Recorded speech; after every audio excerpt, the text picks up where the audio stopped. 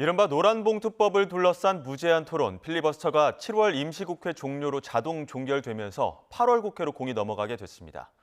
민주당은 이르면 내일 바로 표결에 붙인다는 방침인데 8월 국회도 쟁점 사안을 두고 여야 극한 대치 전국은 계속될 것으로 보입니다.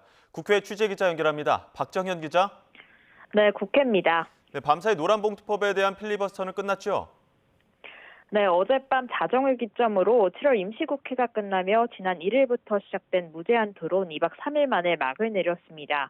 마지막까지 극한 대치로 얼룩진 7월 국회 상황은 하지만 8월에도 계속될 것으로 보입니다.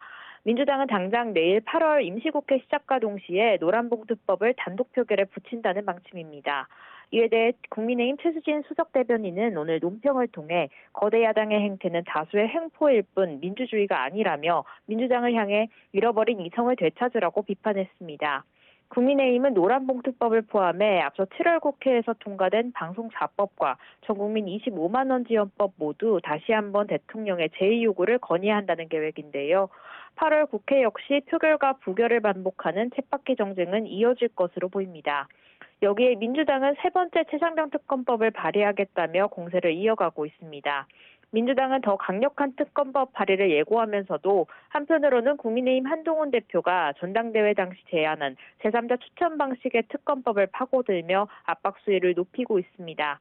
강유정 민주당 대변인은 오늘 국회에서 브리핑을 열고 한 대표를 향해 민주당 탓만 하며 국회 변죽만 울리지 말고 당당히 자신을 걸고 특검법을 내놓으라고 직격했습니다. 한동훈 대표는 입장은 바뀐 게 없다면서도 당내 의견 수렴이 먼저라며 신중한 태도입니다. 한 대표의 친정체제 구축이 사실상 마무리 단계에 접어들면서 조만간 당내 관련 논의가 시작될지 주목되는데요. 다만 원내에선 특검 자체에 반대를 당론으로 못 박아온 만큼 자칫 당내 갈등으로 번질 수 있다는 우려도 나옵니다. 네, 민주당 당권 상황도 살펴보겠습니다. 어제 전북에 이어서 이틀째 호남 지역 경선이 진행되죠?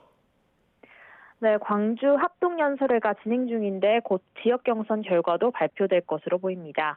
정견 발표에서 이재명 후보는 광주는 민주당을 일깨우는 죽비라며 지역균형 발전을 고리로 지지를 호소했고요. 김두관 후보는 당대표가 된다면 이 후보를 비롯한 여러 대선 후보를 키우겠다고 약속했고 김지수 후보는 광주 정신을 강조했습니다. 오후에는 전남 나주에서 일정을 이어가는데요. 어제까지 누적 득표율 89%를 기록하며 이재명 후보가 독주를 이어가고 있습니다. 경쟁자인 김두관 후보는 누적 기준 9.6%, 김지수 후보는 1.4%를 얻는 데 그치고 있습니다.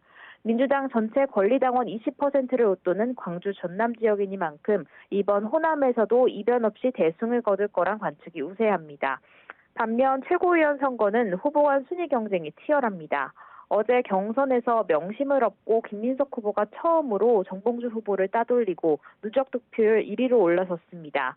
전북 출신 한준호 후보도 고향에서 열린 경선에 득표율 깜짝 1위를 기록하며 3위로 치고 올라갔습니다.